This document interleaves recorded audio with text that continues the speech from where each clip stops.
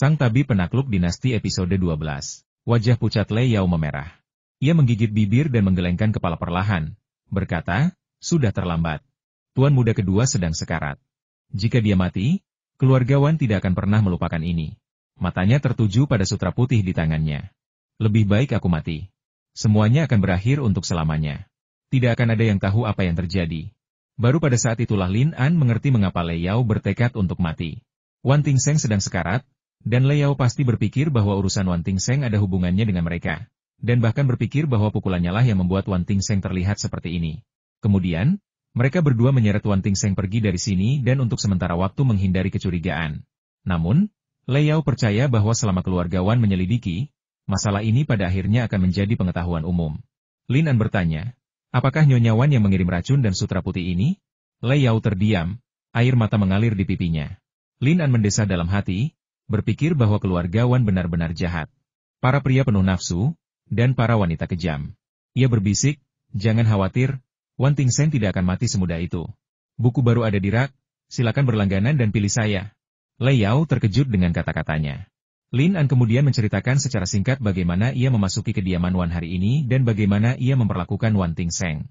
Semua yang dikatakannya terlalu sulit dipercaya bagi Lei Yao, tetapi dengan fakta yang jelas di depan matanya, ia tak bisa tidak mempercayainya. Setelah mendengarkan, Lei Yao menatap Lin An dengan heran dan bertanya, apakah Anda seorang dokter? Lin An berkata, saya hanya tahu sedikit tentang kedokteran. Saya tidak bisa dianggap dokter. Orang ini jelas terlalu rendah hati. Lei Yao bertanya, Tuan kedua, apakah Anda baik-baik saja? Lin An mengangguk dan berkata, seharusnya itu tidak menjadi ancaman serius bagi hidupnya. Lei Yao bertanya, tapi kamu bilang ingin memanggil rohnya? Lin An tersenyum licik jika aku tidak mengatakan itu. Bagaimana mungkin aku menipu keluarga Wan dan datang ke sini untuk menemuimu dengan bermartabat? Kalimat ini membuat wajah cantik Lei Yao memerah. Kata-kata orang ini terlalu belak-belakan. Ia baru bertemu dengannya kemarin, jadi bagaimana mungkin ia mengatakan hal sembrono seperti itu? Namun dalam ingatan Lei Yao, ini adalah pertama kalinya seseorang rela berkorban demi dirinya. Meskipun ia malu, ia sudah tersentuh olehnya. Lei Yao bertanya, bisakah kamu benar-benar memanggil roh? Lin An berkata, ketika seseorang meninggal, rasanya seperti lampu yang padam. Bagaimana mungkin ada jiwa di dunia ini? Mendengar ini, Lei Yao kembali ketakutan. Bukankah itu berarti tuan muda kedua sudah mati? Lin An berkata, orang-orang seperti itu sudah mati, jadi tidak ada yang perlu disesali. Tetapi, melihat ekspresi panik Lei Yao, Lin An menyadari bahwa ia pasti menyalahkan mereka berdua atas cedera serius Wan Tingseng. Lin An berkata, saya sudah memeriksa cedera kepalanya. Dan sepertinya tidak ada hubungannya dengan pukulan saya. Apa yang terjadi tadi malam setelah saya pergi? Lei Yao ragu sejenak sebelum akhirnya menjawab, kurasa setelah kau pergi, kau ingin berteriak, ada pencuri. Tapi sebelum aku sempat, ada orang lain yang berteriak lebih dulu. Semua orang di rumah terbangun, dan aku baru berani keluar pagi ini ketika mereka datang untuk menanyakan keberadaan Cai Ping. Aku hanya bilang tidak tahu. Lalu kudengar tuan muda kedua jatuh dan dalam kondisi kritis, jadi kupikir. Lin An tertawa dan berkata, kamu pikir karena aku diam menjadi seperti ini? Lei Yao menggigit bibir merahnya, tak mengakui maupun menyangkal. Ia berbisik, jangan khawatir. Aku tak akan membocorkan urusanmu. Matanya tertuju pada genangan racun di tanah. Hatinya kembali sedih, dan dua garis air mata jatuh bagai manik-manik. Lin An mengulurkan tangannya dan dengan berani menyentuh wajah cantik Lei Yao, menghapus air mata di wajahnya. Jangan menangis, aku paling takut pada perempuan yang menangis. Lei Yao jelas ketakutan oleh tindakan Lin An dan berdiri di sana dengan linglung. Lin An menarik tangannya dan berkata sambil tersenyum, jangan khawatir, aku tidak bermaksud jahat. Lei Yao mengangguk, wajahnya yang cantik semakin memerah. Ia tidak tahu mengapa ia tidak merasa waspada terhadap pemuda ini, yang baru 2 kali ia temui. Mungkin karena Lin An telah menyelamatkannya dari bahaya tadi malam, menjaga kepolosannya. Dengan Lin An di sisinya, rasa takutnya secara mengejutkan memudar. Tatapan Lin An kembali tertuju pada mangkuk obat dan sutra putih Nyonya Wan benar-benar kejam. Lei Yao menghela napas dan berkata, dia benar. Akulah pembawa astaga. Semua masalah yang menimpa keluarga Wan disebabkan olehku. Lin An berkata, semua kemalangan yang dialami keluarga Wan adalah kesalahan mereka sendiri. Apa hubungannya ini denganmu? Lei Yao, kau harus berjanji padaku bahwa kau tidak akan patah semangat, dan kau tidak boleh menyalahkan dirimu sendiri. Singkatnya, kau harus percaya padaku. Dan aku pasti akan bisa menyelamatkanmu dari lautan penderitaan ini. Lei Yao akhirnya memberanikan diri dan menatap Lin An dengan mata berbinar-binar. Dalam tatapan penuh kepercayaan Hu, Ia menemukan kehangatan yang telah lama hilang dan rasa aman yang belum pernah ia rasakan sebelumnya. Ia tidak berkata apa-apa, tetapi ekspresinya sudah menjelaskan semuanya. Lin An berkata, aku harus pergi. Kalau terlalu lama, orang-orang akan curiga. Saat dia berbalik untuk pergi, Lei Yao tiba-tiba teringat sesuatu Tuan Hu. Lin An tersenyum dan berbalik, hanya untuk melihat Lei Yao mengulurkan liontin giok naga melingkar. Liontin itu adalah yang hilang tadi malam. Lin An mengambilnya, memeriksanya, lalu menggenggam tangan Lei Yao dan dengan lembut meletakkannya di telapak tangannya. Jika itu orang lain, Lei Yao pasti sudah meronta-ronta untuk melepaskan diri. Namun di hadapan Lin An, ia merasa pikirannya tak terkendali, dan dengan bodohnya ia membiarkan Lin An memanipulasinya. Aku menitipkan liontin giok ini untukmu. Aku yakin ini akan menjagamu tetap aman. Lin An berbalik hendak pergi, tetapi ketika sampai di pintu, dia teringat sesuatu dan berbalik untuk berkata, kamu bisa memanggilku An saat tidak ada orang di sekitar. Lei Yao memperhatikan punggung Lin An menghilang di malam hari, mengulang nama An berulang-ulang dalam benaknya, seolah-olah dia sudah mabuk. Lin An datang ke pintu dan berteriak kaget, Manajer Wan, hentikan roh itu. Wan Changchun benar-benar bingung. Apa yang kau coba hentikan? Aku bahkan belum melihat satupun warna merah, kuning, biru, atau hijau. Aku sudah lama mengamati, tapi aku bahkan belum melihat satu bintang pun. Lin An sudah berlari melewatinya, berteriak, kejar. Meskipun Wan Changchun mengatakan tidak melihat apa-apa, ia hanya bisa mengikuti Lin An saat berlari. Lin An langsung menuju halaman rumah putra sulungnya, Wan Tingchang. Wan Changchun berpikir, bukankah ia baru saja pergi ke sana? Lin An datang ke pintu rumah Wan Tingchang, tetapi tidak mendorongnya. Pintu itu terkunci dari dalam. Lin An menggedor pintu dengan tinjunya. Setelah beberapa lama, seorang pelayan akhirnya datang membukakan pintu. Rambut pelayan itu agak berantakan dan matanya sayu, jelas belum bangun. Lin An berkata dengan marah, bukankah sudah kubilang, tidak ada yang boleh mengunci pintu malam ini? Kenapa kau mengunci pintu? Wan Tingchang menguap saat keluar dari kamarnya. Melihat Lin An mengganggunya lagi di tengah malam, ia pun marah besar. Sudah cukup? Apa niatmu mengganggu tidurku di tengah malam? Lin An berkata, minggir, arwah tuan muda kedua telah pergi ke kamarmu. Ia mendorong Wan Tingchang ke samping dan bergegas masuk ke kamar. Wan Tingchang murka dan bergegas maju untuk menangkap Lin An, sambil berkata, berhenti di sana. Ini kediaman pribadiku. Aku tidak mengizinkan orang luar sepertimu masuk ke sini. Lin An berkata, Tuan Wan, Anda telah menunda pemanggilan roh tuan kedua. Bisakah Anda menanggung bebannya? Wan Tingchang berkata dengan marah, apa maksudmu dengan memanggil roh? Apa maksudmu dengan menyembuhkan penyakit? Dukun sepertimu hanya bisa menipu orang tua, orang lemah, wanita, dan anak-anak. Aku tidak akan tertipu olehmu. Ia meraih Lin An dan mencoba mendorongnya keluar.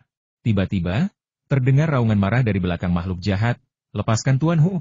Wan Bopinglah yang bergegas menghampiri setelah mendengar berita itu. Sebenarnya, Wan Boping belum tidur malam itu. Bagaimana mungkin seorang ayah bisa tidur nyenyak jika hidup atau mati putra keduanya masih belum pasti? Wan Tingchang berkata dengan penuh semangat, ayah, kenapa ayah percaya padanya? Dia sama sekali bukan dokter. Kakak keduaku tak bisa diselamatkan. Sebelum ia sempat menyelesaikan kata-katanya, Wan Boping bergegas maju dan menamparnya dengan keras. Tamparan itu begitu keras hingga mengejutkan semua orang yang menonton. Tujuan Lin An datang ke Wan Tingchang adalah, pertama, untuk menutupi fakta bahwa ia baru saja pergi ke kamar Lei Yao, dan kedua, karena Wan Tingchang telah menyinggung perasaannya dan merupakan orang yang paling dicurigai oleh keluarga Wan. Tentu saja, Lin An akan menghajarnya habis-habisan jika ada kesempatan. Wan Tingchang murka mendengar tamparan ayahnya. Ayah tidak pernah menganggapku anakmu. Ting Seng dan Ting Guang adalah anak kandungmu, jadi aku bukan? Kamu? Wan Boping sangat marah hingga seluruh tubuhnya gemetar. Tiba-tiba, terdengar suara meong dari atap. Ternyata itu kucing liar yang sedang lewat. Lin An menunjuknya dan berkata, tangkap kucing itu. Dialah yang telah menyedot jiwa tuan muda kedua. Mendengar kata-kata Lin An, seluruh keluarga Wan gempar, mengerahkan semua orang untuk menangkap kucing liar itu. Meskipun jumlah mereka lebih banyak, kucing liar itu tampak tak berdosa. Melihat begitu banyak orang bergegas menangkapnya, ia pun mengeong ketakutan dan berbalik untuk melarikan diri. Mengandalkan tubuhnya yang sangat lincah, ia melompat-lompat, akhirnya berhasil melarikan diri ke halaman rumah tuan muda kedua, Wan Ting Seng. Ketika semua orang pergi ke sayap barat untuk mencegat kucing liar itu, tiba-tiba ada berita yang membuat semua orang sangat gembira. Tuan muda kedua, Wan Ting Seng, kebetulan terbangun saat itu. Lin An menyadari bahwa ia sangat beruntung sejak datang ke benua ini. Ia bisa dikatakan diberkati dengan keberuntungan yang luar biasa. Meskipun operasi yang ia lakukan pada Wan Ting Seng cukup berhasil, ia tidak dapat memastikan kapan Wan Ting Seng akan sadar. Dilihat dari hasil prognosis beberapa operasi, Vitalitas penduduk benua ini jauh lebih kuat daripada sebelumnya. Infeksi pasca operasi tidak terlalu banyak, dan daya tahan mereka juga sangat kuat. Fakta berbicara lebih keras daripada kata-kata, dan kesembuhan Wan Tingseng membuktikan keterampilan medis Lin An yang luar biasa. Kini, semua orang di Wan Menshan yakin akan keterampilan medis Lin An, dan Wan Boping bahkan memujanya bak dewa. Lin An memeriksa Wan Tingseng dan memastikan bahwa dia dalam kondisi baik sebelum setuju untuk membiarkan Wan Boping dan istrinya bertemu dengannya sebentar. Murong Feiyan, yang selama ini berjaga dalam kegelapan, diam-diam menarik Lin An ke samping dan berbisik, "Dua pelayan datang ke sini malam ini, dan perilaku mereka sangat mencurigakan." Ia menunjuk kedua pelayan itu dan menunjukkannya kepada Lin An. Lin An mengingat jelas penampakan kedua pelayan itu dalam benaknya. Wan Tingseng terbangun dan tertidur lagi. Tatapan keluarga Wan terhadap Lin An telah beralih dari kecurigaan menjadi kekaguman. Bahkan Nyonya Wan, yang selalu skeptis terhadap Lin An, kini mengungkapkan rasa terima kasih dan rasa terima kasihnya. Sebuah perubahan dari sikap dinginnya sebelumnya. Namun, Lin An sama sekali tidak menunjukkan rasa simpati kepada wanita itu. Seandainya ia selangkah lebih lambat, janda muda yang luar biasa cantik itu pasti sudah mati di tangan ibu mertua yang tak berperasaan ini. Wan Boping datang menemui Lin An untuk menanyakan kondisi putranya. Yang paling ia khawatirkan adalah apakah arwah putranya telah dipanggil kembali. Lin An berkata, tuan muda kedua seharusnya baik-baik saja, tetapi butuh waktu baginya untuk pulih seperti sedia kala. Wan Boping mengangguk berulang kali dan tak kuasa menahan diri untuk bertanya tentang Feng Shui keluarga Wan. Keajaiban Lin An telah teruji berkali-kali, dan kini Wan Boping yakin akan kemampuannya. Lin An tersenyum tenang dan berkata, "Jangan terburu-buru. Aku hanya menemukan sesuatu yang aneh saat memanggil arwah tuan muda kedua." Wan Boping berseru, "Ada apa?" Lin An berkata, "Saya melihat awan gelap menggantung di atas halaman tempat nyonya muda ketiga tinggal sebagai janda. Kebencian membubung tinggi, dan jiwa-jiwa yang tersakiti berkerumun di sekitar halaman, berkumpul di sana, dan berlama-lama di sana." Wan Boping menarik napas dingin, merendahkan suaranya, dan berkata, "Maksudmu, dialah akar dari semua kemalangan ini?" Lin An jelas bukan orang pertama yang mengatakan bahwa Lei Yao adalah pertanda buruk. Lin An mengumpat dalam hati, "Dasar anjing tua, kau pandai sekali menyalahkan orang lain.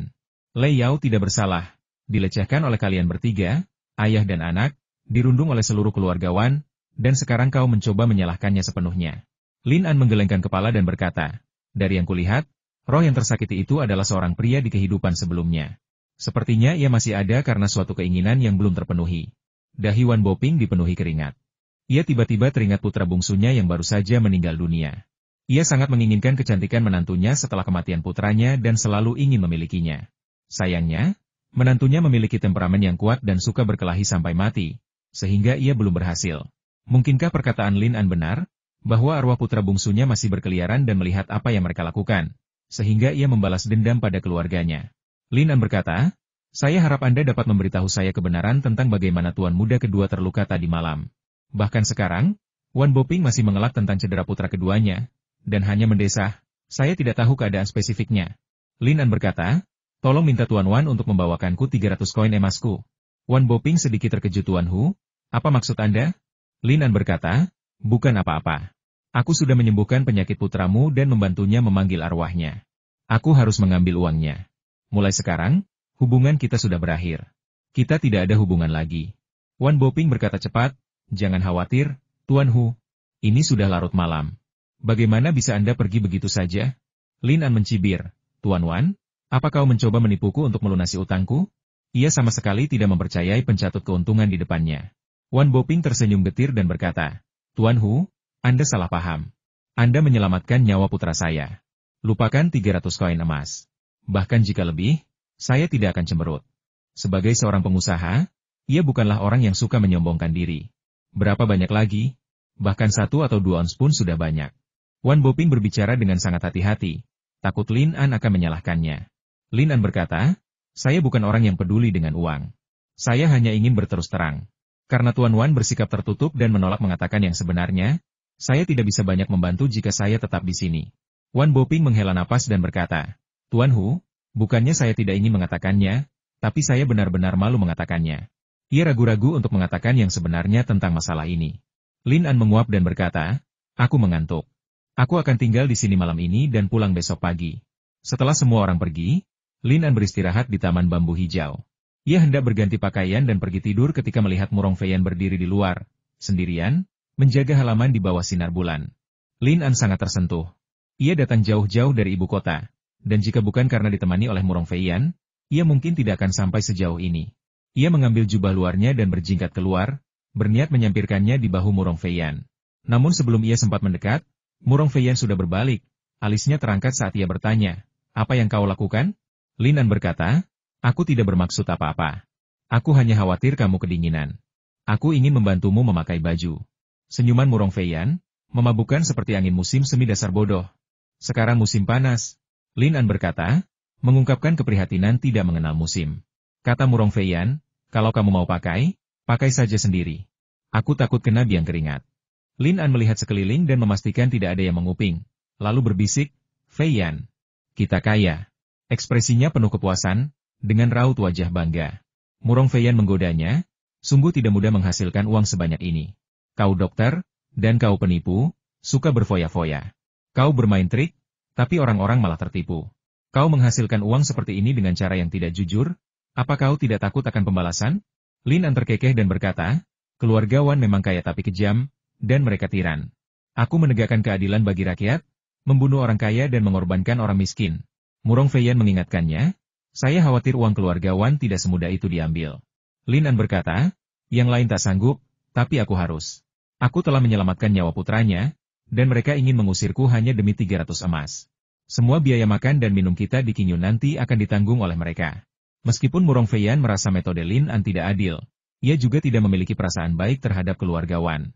Jika Lin An benar-benar ingin menghukum keluargawan, ia tidak akan keberatan. Murong Feiyan berbisik, "Apa yang ingin kau lakukan?" Lin An berkata, "Kenapa Wan Tingseng terluka?" Keluarganya berusaha menyembunyikan kebenaran. Pasti ada sesuatu yang mencurigakan.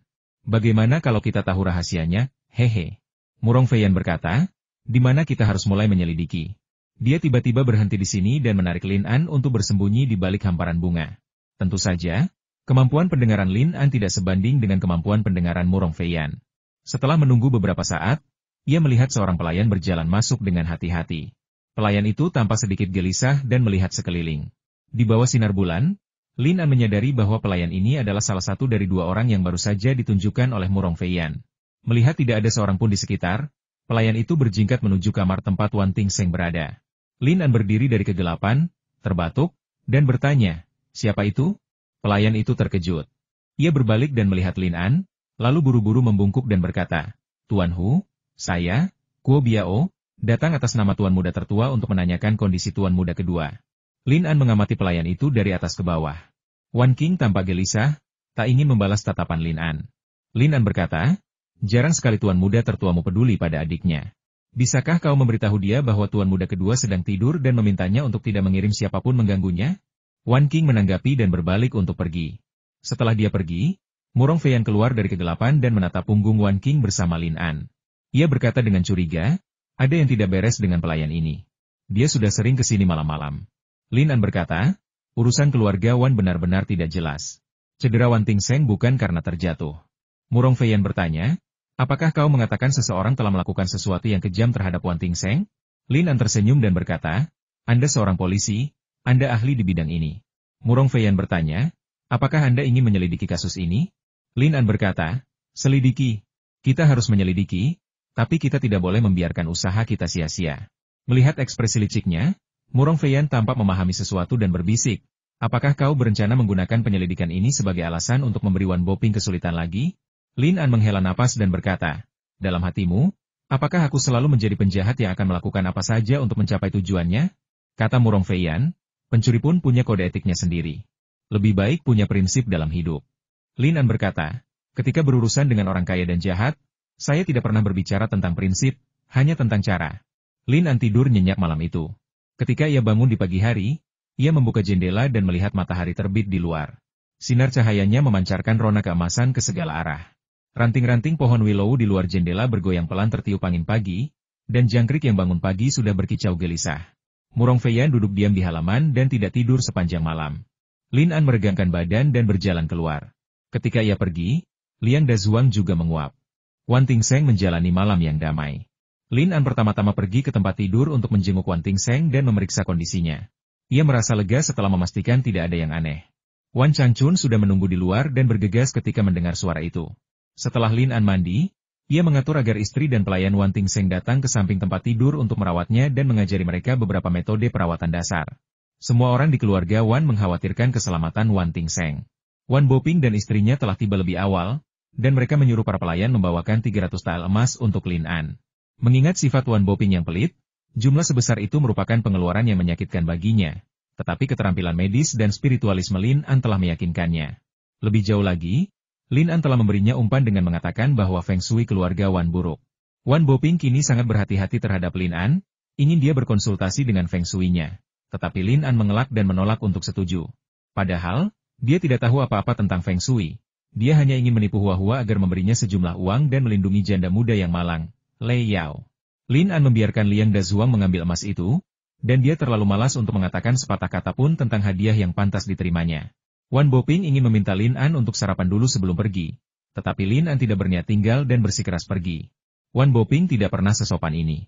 Ia sendiri yang mengantar Lin An ke pintu dan membawa topik pembicaraan kembali ke Feng Shui keluarganya. Lin An berkata kepada Wan Boping, "Tuan Wan, Feng Shui adalah sesuatu yang tidak bisa Anda abaikan. Saya baru melihat-lihat rumah Wan kemarin. Meskipun saya melihat Feng Shui-nya kurang baik, saya tetap perlu memikirkan dengan matang cara memperbaikinya sekembalinya nanti."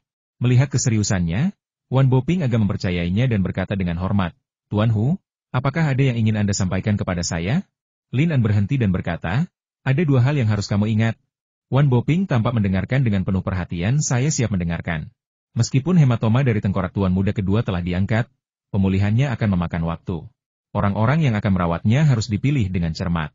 Setelah ia kembali makan, pola makannya harus dikontrol dengan ketat. Wan Boping mengangguk. Lin An berkata, "Cedera kepala tuan muda kedua jelas bukan karena terjatuh, melainkan karena pukulan berat." Wan Boping tampak sedikit malu ketika Lin An langsung mengungkap masalah ini. Ia terbatuk dan ingin menjelaskan sesuatu, tetapi Lin An mengangkat tangannya untuk menghentikannya. "Tidak perlu bicara lagi. Aku tidak tertarik dengan urusan keluargamu. Hal kedua yang perlu kau ingat adalah rumah tempat nona muda ketiga menjanda." Wan Boping terkejut. "Apa?" Lin An bertanya, "Apakah kamu lupa apa yang aku katakan kemarin?" Wan Boping menggelengkan kepala. Ia tentu ingat cerita Lin An tentang arwah yang disakiti yang menghantui kediaman Lei Yao, dan ia selalu curiga bahwa arwah itu kemungkinan besar adalah putranya yang sudah meninggal. Wan Boping telah menjadi pebisnis selama separuh hidupnya, seorang pria yang cerdas dan berpengalaman, tetapi ia bingung ketika bertemu Lin An.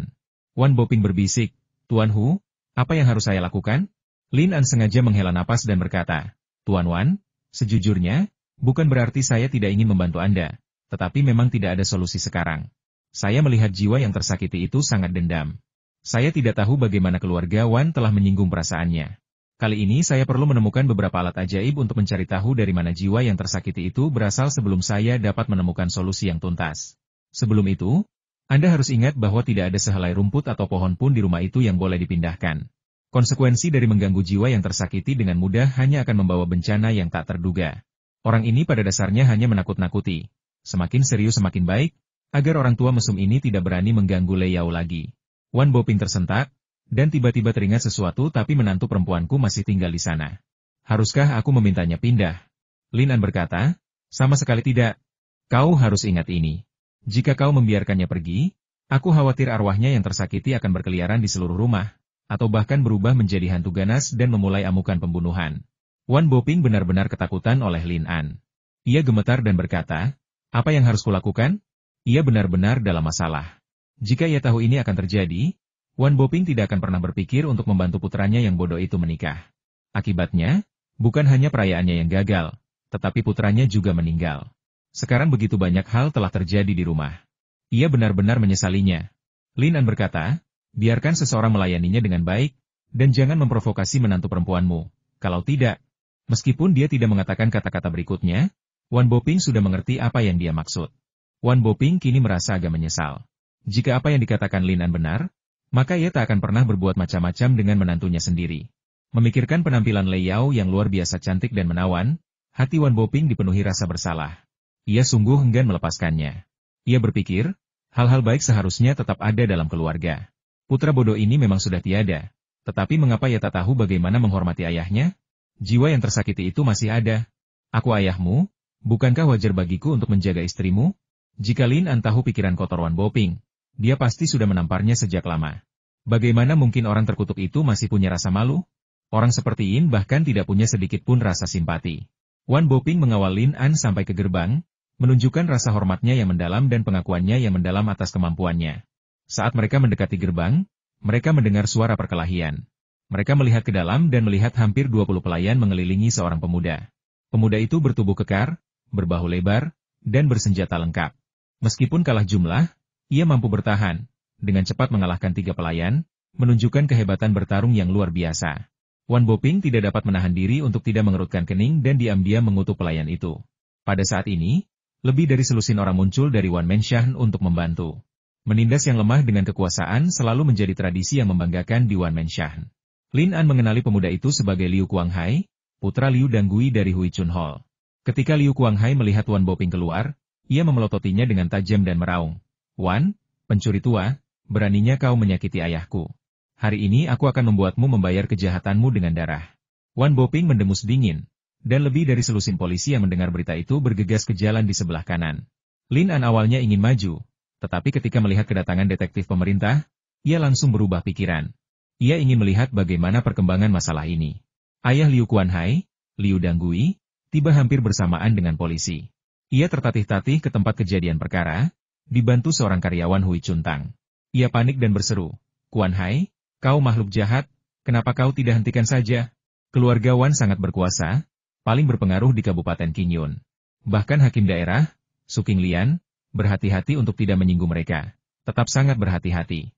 Hal ini juga berlaku bagi seorang pemilik apotek seperti dirinya. Mata Liu Kuanhai terbelalak lebar, lalu ia menendang pelayan lain. Kemudian, ia menghantamkan tinjunya yang sebesar mangkuk cuka ke rahang seorang pelayan yang baru saja bergegas mendekat. Pelayan itu menerima pukulan itu dan terpental mundur sambil menjerit seperti sedang naik jet, lalu mendarat di kaki Lin An. Lin An mengenali pria itu sebagai salah satu dari 2 penjaga gerbang keluarga Wan. Mengingat sikap arogannya hari itu, ia tak kuasa menahan luapan kebencian. Melihat tak ada yang memperhatikan, ia menginjak jari pria itu, membuatnya berteriak lebih keras dari sebelumnya. Bukan berarti waktu untuk balas dendam belum tiba. Balas dendam itu adalah kenikmatan rahasia. Ia meminta maaf, "Maaf, maaf, kakiku terbentur." Meskipun para pelayan berteriak keras, perhatian semua orang terfokus pada situasi pertempuran di tempat kejadian, dan tidak ada seorang pun memperhatikan apa yang sedang terjadi di sini. Liu Kuanhai sekuat harimau yang keluar dari gerbang, dan dengan keberaniannya yang luar biasa, ia berhasil menjatuhkan 4 pelayan. Meskipun rombongan pengawal telah tiba, mereka berdiri agak jauh dan tidak berani mendekat. Tidak ada yang berani menyerbu saat itu, karena siapapun akan dipukuli jika mereka melakukannya. Dilihat dari keahlian Liu Kuanhai, bahkan jika para pelayan dan pengawal istana Wan bergabung, mereka mungkin tidak akan mampu menjatuhkannya. Liu Danggui berteriak, "Dasar makhluk jahat, kau mau membuatku marah sampai mati? Hentikan, hentikan." Ia begitu ketakutan hingga pingsan, dan pria yang datang bersamanya segera menangkapnya. Meskipun Liu Kuanghai sangat berani, ia juga sangat berbakti. Melihat ayahnya seperti ini, ia membuatnya takut dan buru-buru berhenti. "Ayah!" Ia melangkah ke sisi ayahnya. Sekelompok orang menjepit filtrumnya dan mengusap dadanya.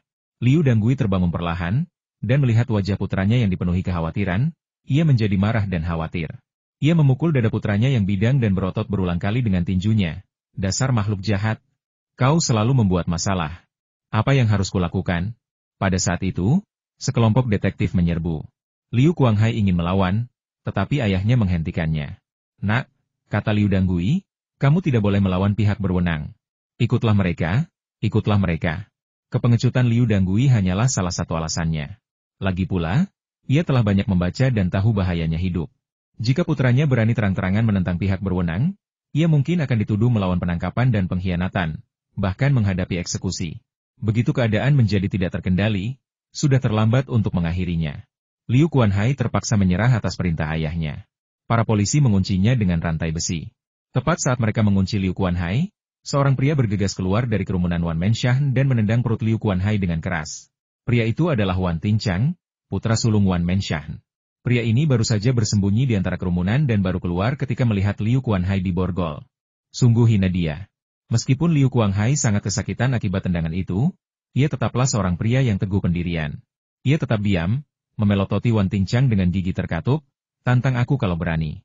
Wan Tingchang terkekeh, "Kau pantas mendapatkannya?" Ia bergegas maju dan meninju wajah Liu Kuanghai lagi. Kali ini, pukulannya begitu kuat hingga hidung Liu Kuanghai berdarah deras. Para detektif berpura-pura tidak melihat apapun, jelas-jelas memihak keluarga Wan. Murong Feiyan tak tahan lagi, tetapi sebelum ia sempat turun tangan, ia harus melihat sikap Lin An. Lin An mendesah malas dan berkata, satu nyawa telah hilang, dan satu jiwa lagi akan disakiti. Hati Wan Boping bergetar. Masalah ini seharusnya tidak dibesar-besarkan. Meskipun Liu Kuanghai yang pertama kali menyebabkan masalah, karena para pejabat sudah tiba, masalah ini seharusnya diserahkan kepada pihak berwenang untuk ditangani. Ia berkata dengan suara berat, Ting Chang, mundur. Faktanya, kelompok polisi itu juga ingin keluarga Wan mengundurkan diri saat mereka unggul. Saat itu siang bolong dan banyak orang yang menonton. Beberapa orang sudah menuduh mereka bias, sehingga kelompok polisi itu membawa Liu Kuanghai pergi. Liu Dangui tidak mengikuti yang lain ke Yamen. Ia justru berdiri dan menghampiri Wan Boping. Melihatnya mendekat, Wan Boping menebak niatnya dan berbalik untuk berjalan melewati pintu. Liu Dangui berlutut dan dengan berlinang air mata memohon, Tuan Wan, saya mohon, saya masih muda dan impulsif, itulah sebabnya saya membuat Tuan marah. Mohon maafkan saya. Sebelum dia bisa menyelesaikan kata-katanya, pintu keluarga Wan ditutup rapat. Lin An menghampiri dan menggendong Liu Dangui. Liu Dangui baru saja mengenali Lin An dan menangis terseduh-seduh. Berkata, Tuan Hu, anak saya yang tidak kompetitif, dia telah menyebabkan bencana besar. Lin An tersenyum dan berkata, Manajer Liu, kalau Anda sampai di gunung, Anda pasti akan menemukan jalan keluar. Kalau Anda sampai di jembatan, Anda pasti akan menemukan jalan keluar. Karena semua sudah terjadi, tidak ada gunanya khawatir. Bagaimana kalau kita kembali dulu dan mencari tahu situasi di kantor pemerintah? Setelah itu, kita bisa kembali dan memikirkan solusinya. Lin An dan rekan-rekannya mengirim Liu Dangui ke Hui Chuntang, dan Liu Dangui mengirim anak buahnya ke Yamen untuk menanyakan situasi. Setelah kembali ke penginapan Fulai, Murong Feiyan mengikuti Lin An ke kamarnya dan bertanya dengan bingung. Kamu jelas melihat keluarga Wan menindas orang lain dengan memanfaatkan kekuasaan mereka. Mengapa kamu tidak melakukan apapun? Lin An merentangkan tangannya dan berkata, aku hanya rakyat jelata sekarang. Anda adalah wali kota Kabupaten Qingyun, pejabat senior di sini. Jika Anda tidak melayani rakyat sebagai pejabat, lebih baik Anda pulang dan berjualan ubi jalar. Gadis ini selalu penuh keadilan. Lin An berkata, Feiyan, saya baru menjabat besok. Kamu lihat sendiri kejadiannya. Saya tidak bisa begitu saja mengumumkan di depan begitu banyak orang bahwa saya hakim Kabupaten Qingyun. Apa kamu pikir saya segila kamu? Murong Feiyan mengangkat alisnya dan berkata, kaulah yang otaknya sudah keluar. Kau punya waktu untuk mengetuk pintu seorang janda di tengah malam, tapi tidak punya energi untuk menghadapi ketidakadilan ini? Lin An menarik napas dingin, menunjuk hidung Murong Feiyan, dan berkata, Astagaan, kau benar-benar mengikutiku. Ia pikir ia telah melakukan ini secara diam-diam, tetapi ia tidak tahu bahwa Murong Feiyan masih mengikutinya. Tiba-tiba ia terbongkar, dan ia benar-benar malu. Mendengarnya benar-benar mengumpat, Murong Feiyan langsung meraih jari-jari Lin An dan memutarnya searah jarum jam. Lin An menjerit kesakitan dan langsung menundukkan kepala, melengkungkan punggung, dan menjulurkan pantatnya, seperti gaya semprot standar. Pria baik-baik tidak akan menerima kekalahan di depannya lepaskan. Sakit. Sakit. Kata Murong Feiyan, beraninya kau memarahiku, bocah kecil? Percaya atau tidak, aku akan mencabut ke-10 jarimu satu persatu. Tidak perlu sekejam itu. Di kampung halaman kami, hanya teman dekat yang mengatakan hal seperti itu. Lin An tidak berbohong. Bagaimana mungkin seseorang yang tidak dekat bisa mengatakan hal seperti itu begitu saja? Omong kosong. Kau pikir aku tidak tahu apa maksudnya? Kau boleh bicara pada siapapun, tapi jangan padaku. Dalam hal kefasihan, Murong Feiyan memang tidak bisa mengalahkannya. Tapi dalam hal kekuatan, ia bisa mengalahkannya dalam hitungan menit. Aku tidak akan mengatakannya, aku tidak akan mengatakannya, aku tidak akan mengatakannya lagi. Akhirnya, Murong Feiyan melepaskan jari Lin An. Lin An menatap jari telunjuknya yang merah dan berkata, dasar jalang kecil, kau kejam sekali. Suatu hari nanti, aku akan melakukan itu padamu. Bukan hanya itu, tapi aku juga akan berkata, brengsek, brengsek, brengsek, di telingamu. Dan jari telunjukku ini, aku akan membalas dendam. Bukannya aku tidak mau, tapi waktunya belum tiba. Balas dendam seorang pria sejati tidak pernah terlambat. Ia cemberut dan berpura-pura kasihan, lalu berkata, kau hampir mematahkan jariku. Murong Feiyan tidak menyangka kalau ada begitu banyak pikiran kotor dalam benaknya kamu pantas mendapatkannya. Lin An berkata, jangan selalu salah paham tentangku. Sebenarnya, aku cukup baik. Orang baik tidak akan pernah melakukan hal keji seperti itu. Lin An tahu yang ia maksud adalah Leyao dan mendesah. Ceritanya panjang. Akan kuceritakan detailnya lain kali. Ia tak ingin membahas urusan janda muda itu lebih jauh. Lagi pula, ia punya motif tersembunyi. Ia buru-buru mengganti topik, berkata, putra manajer Liu memang agak pemarah. Dengan sifat pemarahnya, Siapa yang tahu masalah apa yang akan ditimbulkannya di masa depan? Membiarkannya menderita sedikit bukanlah hal yang buruk bagi seorang pemuda.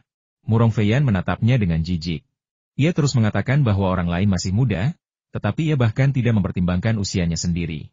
Namun, terlepas dari rasa jijiknya, ia harus mengakui bahwa Lin An ada benarnya. Namun, ia bertanya-tanya dengan sedikit khawatir, bagaimana jika keluargawan berkolusi dengan pemerintah untuk mencelakai Liu Kuanghai? Lin An berkata, jika tidak ada hukum nasional, tetap ada keadilan. Sekalipun Su Qinglian bias, dia tidak akan berani diam-diam mengambil nyawa Liu Kuanghai. Liu Kuanghai datang ke rumahku untuk membuat masalah, dan meskipun aku menanganinya tanpa memihak, dia tetap tidak bisa lolos dari hukuman. Kurasa Su Qinglian kemungkinan besar akan menggelar pengadilan terbuka untuk menunjukkan keadilan, dan itu tidak akan terlalu dini. Murong Feiyan agak bingung.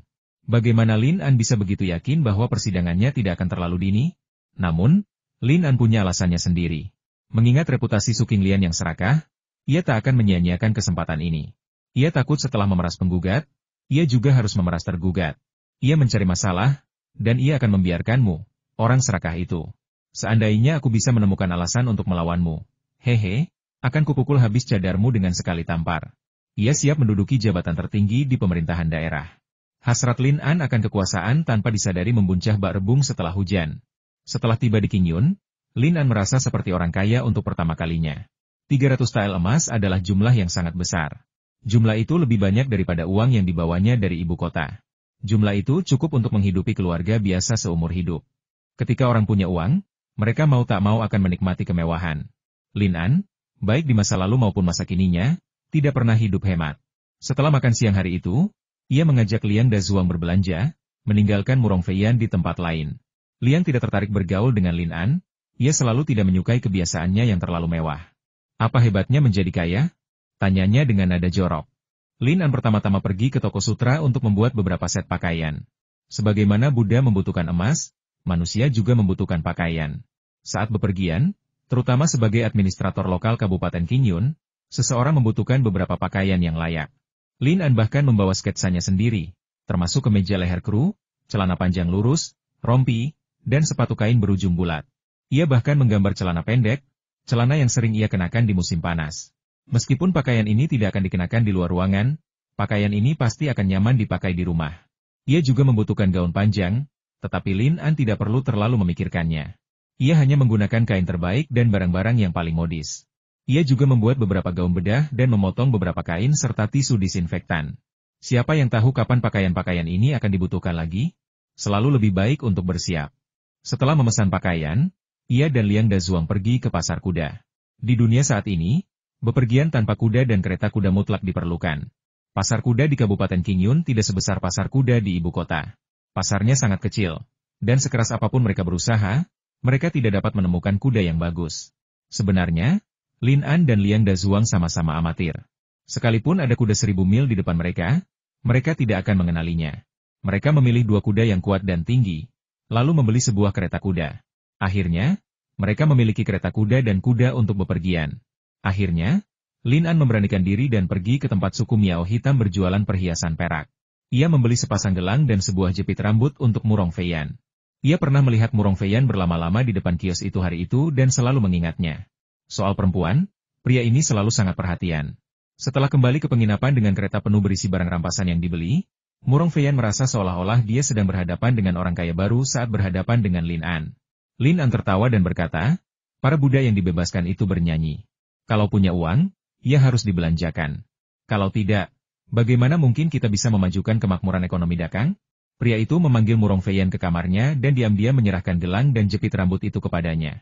Ketika Murong Feiyan melihat perhiasan perak yang diserahkannya, rona merah muncul di wajah cantiknya, dan dia jarang memperlihatkan rasa malu seorang gadis muda. Mengapa kamu memberiku sesuatu seperti ini? Lin An berkata, kita berbagi suka dan duka. Aku punya daging, jadi tentu saja kau punya sup. Ia mengatakannya dengan wajar, tetapi semua orang tahu apa yang ia pikirkan. Meskipun samar-samar, Murong Feiyan menduga ia mungkin punya motif tersembunyi.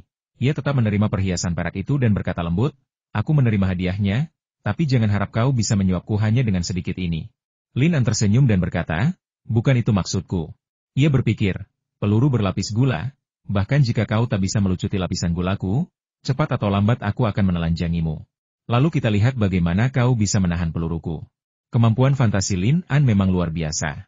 Bahkan sebelum ia menyentuh bangku, pihak Wan Menshan telah mengirim seseorang untuk mengantarkan hadiah. Meskipun Wan Tingseng telah bangun, perjalanannya masih panjang sebelum ia bisa pulih. Terlebih lagi, Lin An telah menyiapkan rencana Feng Shui sebelumnya. Wan Boping membutuhkan bantuannya, jadi tentu saja ia tidak berani menyinggung perasaannya dengan mudah. Hadiahnya berupa beberapa gulungan sutra. Semuanya barang bagus yang dikirim dari Jiangnan, jauh lebih baik daripada barang-barang lokal yang baru saja dibeli Lin An di toko sutra. 2 gulungan sutra jelas untuk wanita, jadi Lin An tentu saja memberikannya kepada Murong Feiyan. Mungkin karena memahami prinsip peluru berlapis gula, Murong Feiyan mengupas lapisan gula itu lalu melemparkan peluru itu kembali ke Lin An, dengan senang hati menerima semua hadiahnya. Su Guangju, pemilik penginapan Fulai, baru mengetahui hari ini bahwa Lin An telah mencabut hadiah keluarga Wan. Berdasarkan hadiah keluarga Wan, ia memiliki kecurigaan samar bahwa Lin An mungkin telah menyembuhkan Wan Tingseng. Kondisi Wan Tingseng telah banyak diberitakan sejak kemarin, dan setiap dokter terkemuka di Kabupaten Qingyun telah diundang untuk memeriksanya, tetapi selalu diberhentikan tanpa terkecuali. Bahkan Liu Danggui, kepala Hui Chuntang, diusir, menunjukkan betapa parahnya luka Wan Tingseng. Namun, Lin An telah mencabut hadiah tersebut dan keluar tanpa cedera. Bahkan kabarnya ia dikawal keluar dengan penuh hormat oleh Wan Boping. Pakaiannya sebelumnya cukup sederhana, tetapi kali ini, sekembalinya dari kunjungan keluarga Wan, ia tidak hanya membeli kereta kuda tetapi juga banyak barang lainnya. Melihat sutra dan satin yang juga dikirim keluarga Wan, Su Guangju semakin bingung, menyadari bahwa pemuda ini jauh dari biasa. Liu Danggui mengetahui dari kantor pemerintah bahwa putranya telah dibawa ke kantor pemerintah daerah oleh para polisi dan dipenjara. Hakim daerah Su Qinglian dilaporkan sedang berada di luar kota untuk memeriksa bendungan Sungai Tongji, hanya menyisakan kepala juru tulis. Ia juga mengetahui bahwa keluarga Wan telah mengancam akan mengusut tuntas masalah ini. Ia ketakutan. Keluarga Wan sangat berkuasa, dan ia hanyalah seorang dokter biasa di Kabupaten Qingyun. Bagaimana mungkin ia menantang mereka? Lagi pula, putranya lah yang memulai masalah ini, dan ia pasti akan kalah dalam kasus ini. Setelah mempertimbangkan dengan saksama, Liu Danggui memutuskan bahwa orang yang menyebabkan masalah itu haruslah orang yang harus menyelesaikannya. Ia harus pergi ke keluarga Wan untuk meminta maaf, tetapi pintu keluarga Wan tidak begitu mudah dimasuki. Sekali lagi, Liu Danggui ditolak oleh 2 pelayan yang kejam. Meskipun Su Guangju merasa sangat simpatik terhadap nasib tetangga lamanya, ia tidak punya pilihan lain. Ketika keluarga Wan datang, ia mengira mereka akan menyusahkan Hui Chuntang. Baru ketika mereka tiba, ia menyadari bahwa sekelompok orang ini sebenarnya sedang memberi hadiah kepada Lin An. Lin An saat ini menikmati hidup makmur, tanpa kekhawatiran soal sandang dan pangan, dan segudang emas di tangannya. Ini baru langkah pertama baginya. Selama rencananya berhasil, Wan Boping, si rubah tua, akan terus mengiriminya lebih banyak emas. Yang ia butuhkan sekarang hanyalah kekuasaan. Ia akan menjabat besok, menjadi hakim Kabupaten Qingyun, orang kedua yang tak terbantahkan di Kabupaten Qingyun. Setelah perjalanan panjang dan melelahkan, Lin An akhirnya merasakan kelegaan yang manis, dan bahkan tersenyum dalam mimpinya. Ketukan di pintu membuyarkan mimpi indah Lin An. Dengan lesu, ia membenamkan kepalanya di bantal, mimpi indahnya pun terganggu. Ia mencoba bangun, tetapi mendapati sesuatu di tubuhnya berdiri tegak. Ia kemudian teringat mimpi erotis baru-baru ini. Tokoh utama dalam mimpi itu adalah janda muda Lei Yao. Ia samar-samar ingat mereka hampir bertemu, tetapi ketukan itu mengganggunya. Lin An menarik napas dalam-dalam, menyibakkan selimut, dan segera mendinginkan diri dengan udara. Ketukan itu terus berlanjut, iramanya tidak terburu-buru maupun lambat, dan terdengar sangat sopan. Lin An jelas sedikit tidak sabar siapa itu.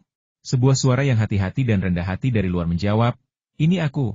Lin An mengenali suara Su Guangju dan menggelengkan kepalanya. Ia melirik ke bawah sebelum berdiri, memastikan dirinya baik-baik saja. Kemudian ia pergi membuka pintu. Su Guangju dan kepala sekolah Hui Chuntang, Liu Danggui, berdiri di luar. Su Guangju tersenyum, sementara Liu Danggui memasang ekspresi memelas. Lin An langsung mengerti tujuan mereka. Tak diragukan lagi, ini terkait dengan penangkapan Liu Kuohai pagi ini. Su Guangju tersenyum dan berkata, "Maaf mengganggu waktu istirahat makan siang Tuan Hu, tapi penjaga toko Liu punya sesuatu yang mendesak untuk dibicarakan denganmu." Lin An mengangguk dan tersenyum, "Tidak apa-apa, aku hanya kebetulan bangun." Ia berpikir, kalau mereka berdua tidak datang, celanaku pasti sudah basah kuyup. Aku harus berpikir positif, setidaknya aku tidak perlu mengganti celana dalamku. Su Guangju dan Liu Danggui masuk ke ruangan. Lin An mempersilakan mereka duduk dan berkata lembut, "Saya ingin tahu apa yang ingin dibicarakan manajer Liu dengan saya." Liu Danggui menangis terseduh-seduh, dan dengan satu tangan dia menarik lengan bajunya untuk menutupi wajahnya dan berkata, "Hidupku sangat menyedihkan." Lin An hanya pernah melihat orang menangis seperti ini di atas panggung.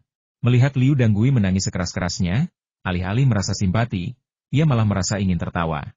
Bukannya ia menyombongkan diri, tapi ia hanya merasa cara Liu Danggui untuk mendapatkan simpati itu agak konyol. Kalau ada yang ingin kau katakan, katakan saja. Kenapa kau menangis? Kita belum pernah bertemu sebelumnya, dan tangisanmu tidak akan menyentuhku. Kau tidak bisa menyalahkan masyarakat atas hidupmu yang menyedihkan. Apa hubungannya denganku? Liu Danggui menangis, lalu menyadari Lin An tidak bereaksi, dan ia merasa agak berlebihan. Jadi ia menyeka air matanya dengan canggung. Ada alasan mengapa orang-orang kuno mengenakan baju lengan panjang. Baju itu digunakan untuk menyeka air mata, hidung, dan air liur, dan bahkan berfungsi sebagai kipas angin saat cuaca panas. Liu Danggui terbatuk kering dan berkata, Tuan Hu, saya datang ke sini dengan lancang karena ada yang ingin saya tanyakan kepada Anda. Lin An tersenyum dan berkata, Manajer Liu, silakan bicara. Mata Liu Danggui memerah saat ia berkata dengan sedih, sulit untuk mengatakannya. Tuan Lin seharusnya melihat putraku yang tidak layak membuat masalah di Wan Menshan pagi ini. Lin An mengangguk dan berkata, apa yang menyebabkan ini? Liu Danggui menghela napas berat dan berkata, kisah ini bermula kemarin. Wan Tingseng, putra kedua keluarga Wan, tiba-tiba koma. Dokter setempat dipanggil, dan saya diundang ke keluarga Wan untuk merawatnya. Namun, kemampuan medis saya terbatas, dan saya dengan jujur mengakui ketidakmampuan saya untuk merawatnya. Kenyataan ini membuat Tuan Wan marah, dan beliau memerintahkan para pelayan untuk mengusir saya. Tuan Lin juga melihatnya. Saya tidak sengaja terkilir pergelangan kaki saya ketika diusir dari keluarga Wan. Putra saya pemarah, dan saya sangat khawatir dia akan mengetahui hal ini. Namun manusia merencanakan, Tuhan yang menentukan, dan akhirnya dia mengetahui kebenarannya. Pagi ini, dia datang ke keluarga Wan untuk meminta penjelasan. Dia bertengkar dengan para pelayan karena perselisihan. Tuan Lin menyaksikan apa yang terjadi selanjutnya. Keluarga Wan kaya dan berkuasa, dan kita tidak mampu menyinggung mereka. Sekarang, anak saya yang malang telah dibawa pergi oleh pemerintah dan dipenjara. Anak saya yang malang. Liu Danggui menyeka air matanya lagi. Lin An menghiburnya, Manajer Liu, jangan khawatir. Bahkan jika pemerintah menghukumnya karena mencari kesalahan, dia paling-paling hanya akan dipukuli dengan tongkat dan didenda. Itu bukan kejahatan serius. Lin An juga mempelajari beberapa hukum dagang di waktu luangnya selama periode ini, dan ia memiliki gambaran tentang bagaimana menangani hal-hal ini. Liu Danggui berkata, Tuan Hu, Anda tidak tahu. Keluarga Wan selalu kejam dalam bertindak. Pemerintah hanya akan berbicara untuk kepentingan mereka. Jadi bagaimana mungkin mereka mau memperlakukan orang dengan adil? Sejujurnya, Tuan, saya sudah 2 kali menemui keluarga Wan, berharap bertemu Tuan Wan dan memohon belas kasihan agar putra saya dibebaskan. Tetapi beliau sama sekali tidak mau bertemu saya. Beliau bahkan mengatakan bahwa putra saya setidaknya akan diasingkan.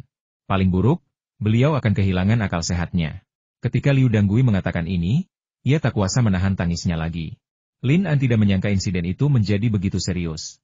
Di matanya, itu hanyalah perkelahian biasa. Terlepas dari ada korban jiwa atau tidak, dalam masyarakat modern, hal terburuk yang bisa terjadi adalah hukuman penjara dan denda. Bagaimana mungkin seseorang bisa kehilangan nyawanya? Ia berbisik, adakah yang bisa kubantu untuk membantu penjaga toko Liu? Liu Danggui bertanya, saya mendengar bahwa Guru Lin menyelamatkan nyawa Wan Tingseng. Lin An tersenyum. Ia tak pernah menyangka berita ini menyebar secepat ini. Siapa yang memberitahu penjaga toko Liu tentang ini? Su Guangju berkata, Tuan Hu, beritanya sudah menyebar. Seseorang melihat Anda mengungkap harta karun keluarga Wan. Anda pergi ke keluarga Wan tadi malam, dan hari ini putra kedua keluarga Wan sudah keluar dari bahaya. Lin An tertawa. Sepertinya mereka sudah menebaknya. Meskipun ia berutang budi kepada keluarga Wan, mereka tidak mau mempublikasikannya. Aku sebenarnya tidak ingin mengatakan ini, tapi karena kalian berdua setuju, aku akan mengatakan yang sebenarnya. Aku sebenarnya pemburu hantu. Keluarga Wan mengundangku ke sini untuk menggambar jimat dan menangkap hantu, katanya. Menangkap hantu? Kata mereka berdua serempak. Lin An mengangguk. Keluarga Wan dihantui. Tahukah kau? Orang ini punya motif tersembunyi. Dia ingin menyebarkan masalah ini melalui mereka berdua. Gosip bisa melelehkan emas dan menghancurkan tulang. Dalam beberapa hari, semua orang di Qingyun akan mengetahuinya. Rumor di luar pasti akan semakin meningkatkan tekanan psikologis keluarga Wan. Saat itu, Wan Boping pasti akan menghabiskan banyak uang untuk menyelesaikan masalah ini, dan dia bisa meraup untung besar. Liu Danggui tidak tertarik dengan hantu-hantu yang dihantui keluarga Wan, kekhawatirannya yang sebenarnya adalah putranya. Mengumpulkan keberaniannya, ia berkata, Tuan Hu, saya tahu agak gegabah meminta bantuan Anda, tetapi saya benar-benar tidak bisa memikirkan solusi lain. Saya hanya punya Kuo Hai sebagai putra saya. Jika terjadi sesuatu padanya, saya tidak akan bisa hidup. Lin An bertanya, Apakah kau ingin aku pergi dan memohon untukmu di depan Wan Boping? Liu Danggui mengangguk berulang kali. Ia mengeluarkan 20 tael emas dari tangannya dan meletakkannya di depan Lin An. Emas sebanyak ini adalah tabungan Liu Danggui selama sebagian besar hidupnya. Jika kemarin, Lin An mungkin terpesona oleh 20 tael emas itu, tetapi sekarang situasinya berbeda. Ia sudah menjadi pemuda kaya dengan 300 tael emas di sakunya. Tentu saja, ia tidak akan tergoda oleh sedikit emas ini. Lin An mendorong kembali 20 tael emas itu. Liu Danggui menatapnya dengan ekspresi kecewa, berpikir bahwa Lin An tidak mau membantu. Ia menggigit bibirnya dan berkata, Tuan Hu, hanya ini yang saya miliki. Jika Anda bisa menyelamatkan anak saya akan membalas kebaikan Anda di masa depan. Lin An berkata, Manajer Liu, saya tidak mengeluh soal uang sedikit itu. Saya hanya pemburu hantu biasa. Sekalipun saya bersedia membantu Anda, keluarga Wan mungkin tidak akan memberi saya muka yang saya butuhkan. Baja yang baik harus digunakan di tempat yang tepat, dan uang harus dibelanjakan di tempat yang tepat. Saya pikir Anda seharusnya menggunakan uang ini untuk menyuap pemerintah. Selama Anda bisa memperlancar hubungan antara pemerintah dan orang-orang di dalam dan luar, putra Anda akan baik-baik saja. Liu Danggui menghela napas. Lin An terdengar cukup jujur. Ia memang ingin pergi ke Yamen untuk menyelesaikan masalah, tetapi sedikit uang yang ia tawarkan tidak cukup untuk menutupi kekurangan di kantong hakim daerah Suking Lian. Sekalipun ia menjual apoteknya, ia tidak akan sebanding dengan keluarga Wan dalam hal sumber daya keuangan. Ia takut meskipun telah menerima uang itu, hakim akan tetap memihak keluarga Wan. Itu seperti melempar roti daging ke anjing, tanpa balasan. Lin An menolak menerima emas itu, sehingga Liu Danggui terpaksa pergi membawa emas itu. Su Guangju tidak ikut pergi bersamanya, sengaja tertinggal beberapa langkah di belakang. Setelah Liu Danggui pergi, ia meminta maaf kepada Lin An, Tuan Hu, bukan saya yang meminta manajer Liu datang ke sini. Lin An berpikir dalam hati, aku akan terkejut jika itu tidak benar. Aku menginap di penginapanmu, dan setiap gerakanku ada di bawah pengawasanmu. Jika kau tidak memberitahuku, bagaimana Liu Danggui bisa tahu? Namun, ia juga tahu bahwa Su Guangju tidak berniat jahat dan hanya ingin membantu tetangga lamanya. Jadi ia tersenyum dan berkata, penjaga toko Su, sebenarnya aku ingin membantunya, tapi aku khawatir aku tidak bisa bicara dengan Tuan Wan. Jika memungkinkan, aku pasti akan berusaha sebaik mungkin untuk membantu. Su Guangju tersenyum dan berkata, kalau begitu aku akan berterima kasih kepada Tuan Lin atas nama penjaga toko Liu. Lin An berkata, penjaga toko Su, aku punya permintaan padamu. Su Guangju berkata, tolong jangan katakan itu. Tuan Hu, katakan saja apa yang ingin Anda lakukan. Lin An berkata, saya mungkin harus tinggal di Qingyun untuk waktu yang lama, jadi tidak nyaman untuk tinggal di penginapan sepanjang waktu. Su Guangju berharap bisa tinggal di tokonya selamanya, dan buru-buru berkata, kalau tidak nyaman, anggap saja tempat ini seperti rumahmu sendiri. Kalau kamu mau tinggal lama di sini, sewanya bisa dinegosiasikan. Namun dalam hatinya, ia samar-samar menduga Lin An pasti tidak senang dengan apa yang baru saja terjadi, jadi ia memutuskan untuk pergi. Lin An berkata, manajer Su tidak mengerti maksud saya. Saya berencana tinggal di Qingyun selama 3-5 tahun, jadi saya ingin menyewa rumah di sini. Ia sudah mengetahui bahwa kecuali hakim daerah Suking Lian, semua pejabat pemerintah daerah lainnya tinggal di luar. Lin An awalnya khawatir tentang masalah ini, tetapi sekarang setelah ia memiliki emas di tangannya, semuanya teratasi dengan sendirinya. Su Guangju mengangguk dan berkata, Tuan Hu, tolong beritahu saya syaratnya. Lin An menyampaikan persyaratannya secara singkat, dan Su Guangju langsung menyetujuinya. Keesokan paginya, Lin An pergi ke kantor Kabupaten Qingyun dengan pakaian santai. Liang Dazuang duduk di sebelah kirinya, dan Murong Feiyan di sebelah kanannya. Ketiganya mengenakan pakaian berwarna cerah. Lin An telah berdandan rapi untuk jabatan barunya, membayangkan dirinya anggun dan berkelas. Namun bagi Murong Feiyan, ia tampak seperti pemuda yang rapi dan bergaya. Seperti kata pepatah, pakaian membuat pria cantik, dan pelana membuat kuda cantik. Menjaga citra positif sangat penting dalam masyarakat manapun. Ketika Lin An kembali hari ini, kedua penjaga gerbang di gerbang Yamen langsung mengenali sikapnya yang terhormat. Meskipun penjaga gerbang memegang posisi rendah, mereka memiliki bakat untuk menghakimi orang. Melihat pakaiannya yang sempurna dan sikapnya yang terhormat, ekspresi mereka langsung kehilangan kegeraman mereka terhadap rakyat jelata. Mereka dengan patuh menyandarkan tongkat api dan air mereka di tanah. Li Er, masih di sebelah kanan, berkata, apa yang bisa saya lakukan untuk Anda, Tuan Muda? Kenyataannya, bukan hanya pakaian bagus Lin An dan rekan-rekannya yang berdampak signifikan. Hakim daerah Suking Lian telah menyampaikan pesan bahwa hari ini adalah hari hakim daerah yang baru akan menjabat, dan ketiga shift pelayan Yamen akan menunjukkan wajah mereka. Para Yamen ini tahu tentang hal ini, jadi mereka sangat sopan kepada semua orang hari ini. Sebenarnya, mereka tidak mengaitkan Lin An dengan hakim daerah yang baru. Lagi pula, Lin An masih terlalu muda. Menurut mereka, setidaknya Kabupaten Qingyun belum pernah memiliki pejabat semuda itu. Kini, Lin An tak perlu lagi menyembunyikan identitasnya. Ia mengedipkan mata pada Liang Dazuang, yang mengangkat kepalanya tinggi-tinggi dan berkata, "Ada apa? Apa kau bahkan tidak mengenali Tuan Hu?" Kedua pelari Yamen terkejut. Liang Dazuang berteriak dengan penuh semangat, "Ini hakim daerah yang baru, Tuan Hu." Kemarahan yang telah ditahan pria ini selama beberapa hari meledak saat ini. Ia tampak marah dan mendominasi. Bahkan ketika ia berada di ibu kota, ia tidak pernah begitu mendominasi. Kedua pelayan Yamen itu menatap Lin An dan segera memberi hormat. "Saya Li Er, pelayanmu yang rendah hati." "Pelayanmu yang rendah hati, Wang San."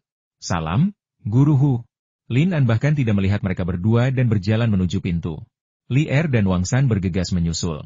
Wang San berteriak keras, "Hakim daerah yang baru, Tuan Hu, telah tiba."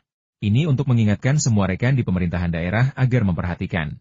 Lin An melangkah dengan gagah melewati gerbang utama dan menyusuri koridor.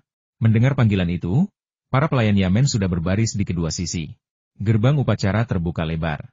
Di sebelah kiri terdapat ruang kerja militer dan kriminal, dan di sebelah kanan terdapat ruang urusan resmi dan rumah tangga. Para pejabat dari setiap ruangan juga bergegas menghampiri, berbaris di sepanjang lorong untuk menyambutnya. Sekilas, suasana tampak ramai dan harmonis, kecuali beberapa anak yang membawa bunga dan meletakkannya di sepanjang jalan. Sekilas pandang dari Lin An menunjukkan bahwa para pegawai dan pelayan telah bersiap dengan baik. Hakim wilayah Su Qinglian tidak berada di Yamen, hanya menyisakan kepala panitera Kuo Shouguang untuk memimpin persidangan. Lin An melewati gerbang Jieshi dan tiba di aula utama. Kepala panitera Kuo Shouguang bergegas keluar, ditemani beberapa pegawai.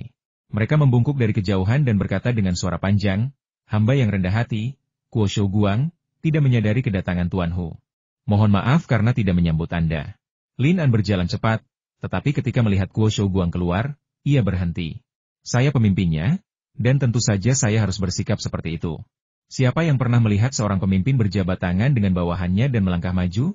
Seringkali, pemimpin itu tetap di tempatnya, atau mengambil beberapa langkah simbolis ke depan, dan bawahannya harus bergegas menyambutnya dengan senyuman. Kepala panitera Kuo Shouguang mengatakan hal ini, tetapi sebenarnya ia sudah mengetahui tentang kunjungan hakim daerah.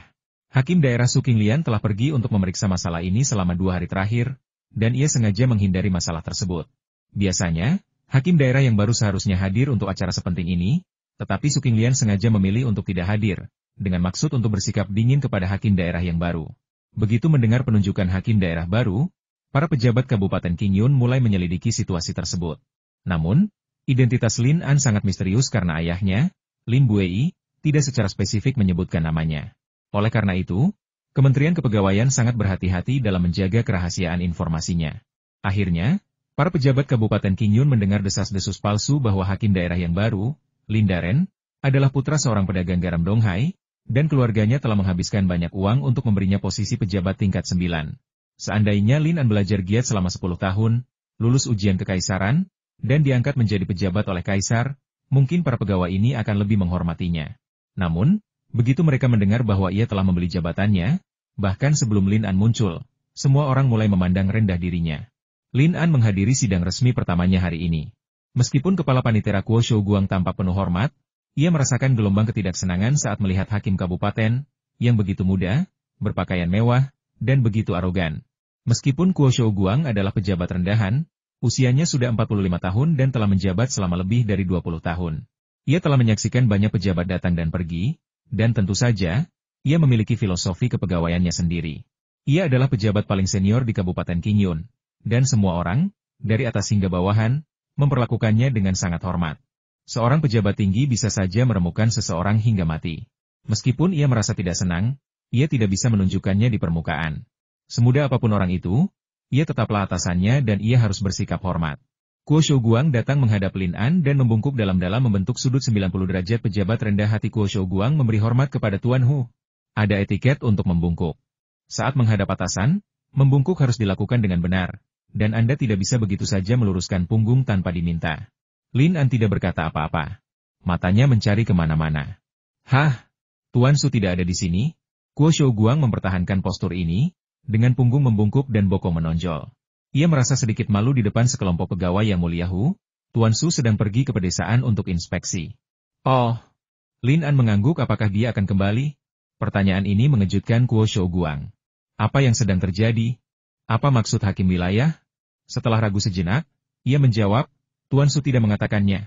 Kuo Shouguang tahu betul bahwa Su Qinglian sengaja menghindari pertanyaan itu, bersikap dingin kepada hakim wilayah yang baru, dan tidak muncul hari ini. Lin An berkata, kalau kau tidak kembali, aku harus mengurus semuanya hari ini. Sungguh merepotkan, baru hari pertamaku menjabat, dan kau sudah memberiku beban yang begitu berat. Mata Kuo Shouguang terbelalak saat ia menatap hakim daerah yang baru, yang lebih muda dari putranya. Bisakah kau bersikap sedikit bermartabat? Siapa yang memintamu untuk memimpin? Ketika Su Qinglian pergi, dia jelas-jelas menyerahkan urusan di sini kepadaku. Kau mungkin memiliki pangkat lebih tinggi dariku, tetapi kau tidak bisa bersikap seperti bos begitu kau tiba, kan? Lin An tidak menganggap serius pegawai rendahan ini. Dulu, ia hanyalah seorang sekretaris jenderal. Saya hakim daerah, katanya. Hari ini, dengan kepergian sekretaris partai daerah, sayalah yang memegang keputusan akhir di Kabupaten Qingyun. Di hari pertamanya menjabat, Lin An sepenuhnya menunjukkan ambisinya. Orang ini sangat percaya diri. Saya bahkan tidak mau repot-repot bersaing dengan para pejabat akar rumput ini. Mulai sekarang, saya akan menghancurkan kalian tanpa ampun dengan kekuatan penuh saya. Murong Feiyan mendengarkan dari samping dan tak kuasa menahan tawa. Lin An tak tahu bagaimana caranya bersikap rendah hati. Ia begitu mencolok di hari pertamanya menjabat. Apa ia tak takut memancing kemarahan para pejabat rendahan? Tapi coba pikirkan, ia punya modal untuk bersikap arogan. Ayahnya adalah Menteri Pendapatan, dan calon mertuanya adalah Adipati Sichuan, pendiri negara. Dengan dukungan seperti itu, wajar saja jika ia tak menganggap serius para pegawai rendahan ini. Melihat Lin An langsung masuk, Kuo Shouguang hanya bisa berlari kecil untuk mengimbanginya. Di usianya, ia harus menjaga kecepatan tetap, selalu berada setengah panjang badan di belakang Lin An, dan ia harus menundukkan kepalanya. Lin An melewati aula utama dan langsung menuju aula kedua. Sepertinya tujuannya adalah kediaman dalam. Kuo Shouguang segera melangkah maju dan berkata, Tuan Hu, kediaman di depan adalah keluarga Tuan Su.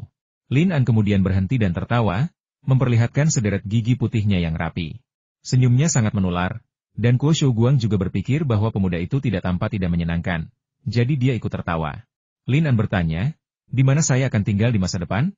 Kuo Shouguang sudah bersiap dengan baik dan berkata dengan hormat, tidak banyak rumah yang tersedia di kantor pemerintah daerah. Kecuali Tuan Su, semua orang telah menemukan tempat tinggal lain di luar. Ini adalah aturan yang telah ditetapkan selama bertahun-tahun.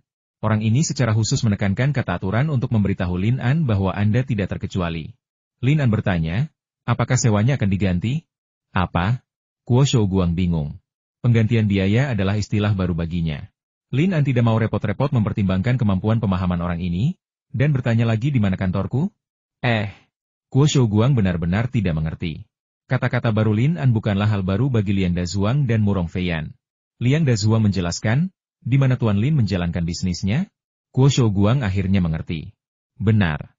Ruangan tempat urusan resmi ditangani memang sebuah kantor. Tuan Lin ini, yang berasal dari ibu kota, tentu saja berbicara berbeda dari penduduk setempat. Ia ringkas dan langsung ke intinya. Kuo Shouguang berkata, Tuan Su tidak menjelaskan ini. Mata Lin An yang cerah menyipit. Astagaan. Aku ini wakil komandan Kabupaten Qingyun, atasanmu. Apa kau bercanda? Kau bukan hanya tidak menyediakan akomodasi untukku, kau bahkan tidak menyediakan kantor untukku. Astagaan, astagaan, astagaan, astagaan, astagaan, astagaan, astagaan. Kau bahkan menggunakan Su Qinglian untuk menekanku.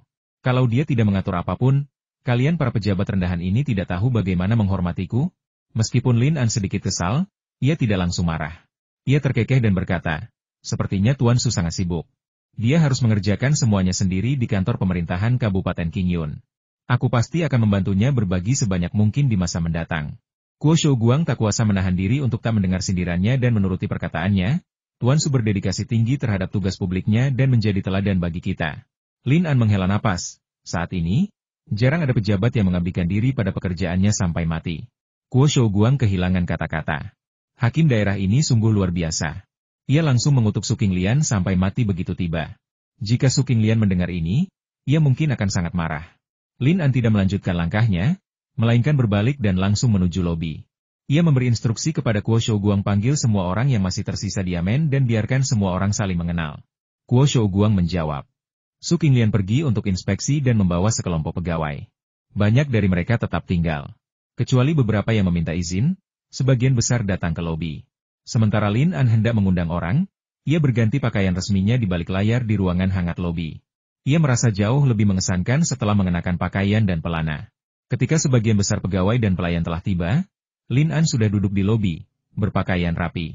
Stempel resmi dan dokumen resmi Kementerian Kepegawaian semuanya diletakkan di atas meja.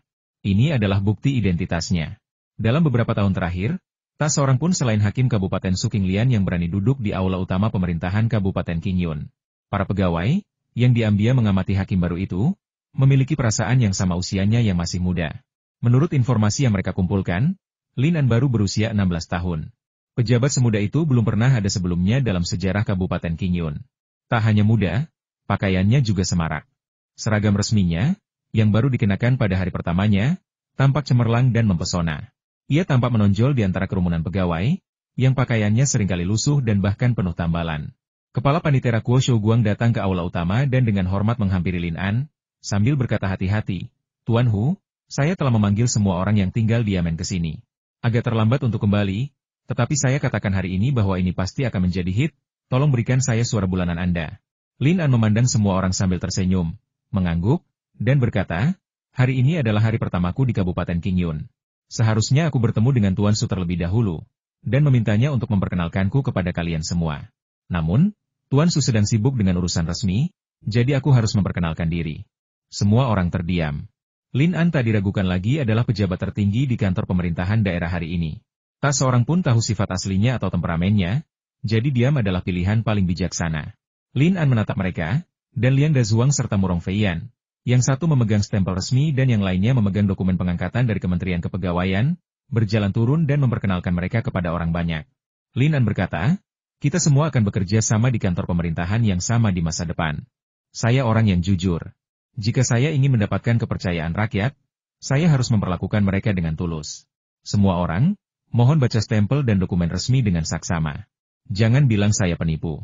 Hahaha. Ia tertawa, dan tawanya menggema di aula untuk waktu yang lama, tetapi tidak ada yang menjawab. Para pegawai ini menyadari bahwa hakim daerah muda ini tampaknya mempunyai niat buruk dan penuh kesombongan serta keangkuhan. Setelah membuktikan identitasnya, Lin An mengaitkan jarinya ke arah Kuo Shouguang, yang segera membungkuk. Lin An berkata, "Tuan Su sangat sibuk, dan sebagai hakim daerah, saya harus berbagi kekhawatirannya. Adakah yang bisa saya bantu?" Kuo Shouguang tersenyum meminta maaf dan berkata, "Tuan Hu, Anda telah menempuh perjalanan jauh dari ibu kota, melewati gunung dan sungai. Saya rasa Anda sebaiknya beristirahat dulu. Kami telah memesan meja di Menara Hongyan untuk sore ini guna menyambut Anda." Lin An menggelengkan kepala dan berkata, "Saya tidak lelah. Sebagai pejabat, saya memang belum bisa dibilang bermanfaat bagi rakyat, tapi setidaknya saya harus memenuhi tanggung jawab saya. Masa jabatan saya dimulai hari ini, jadi wajar saja kalau saya harus bekerja. Apakah ada kasus yang tertunda akhir-akhir ini?" Kuo Shouguang tersenyum dan menggelengkan kepala, lalu berkata, "Tuan Hu, keamanan di daerah ini sudah sangat baik sebelum Anda datang. Meskipun terdapat banyak suku bangsa, mereka telah hidup damai sejak lama. Masyarakat hidup dan bekerja dengan damai dan tentram, dan tidak ada yang memungut barang di jalanan. Mereka membiarkan pintu rumah terbuka di malam hari, dan sudah lama tidak ada yang mengajukan keluhan." Kata-katanya ambigu. Di satu sisi, ia membanggakan keamanan di Qingyun, dan di sisi lain, ia mengisyaratkan kepada Lin An bahwa jika keamanannya buruk, itu akan terjadi setelah Anda datang. Lin An tersenyum dan berkata, "Tuan Su benar-benar penguasa yang baik." Ia diam-diam mengutuk Kuo Shouguang karena terlalu menyanjung dirinya sendiri. Ia sudah cukup memahami situasi di Kabupaten Qingyun dalam 2 hari terakhir. Tidak ada yang mengajukan gugatan karena kalian para pegawai terlalu korup. Kalian memanfaatkan para penggugat dan kemudian para tergugat, sehingga rakyat jelata tidak berani datang untuk menuntut. Kuo Shouguang berkata, semua penduduk setempat memanggil Tuan Su dengan sebutan Tuan. Sekelompok pegawai mengikutinya dan berkata, "Ya." Lin An terkekeh dan berkata, "Su King Tian." Tidak banyak orang di Dakang yang pantas menyandang gelar King Tian.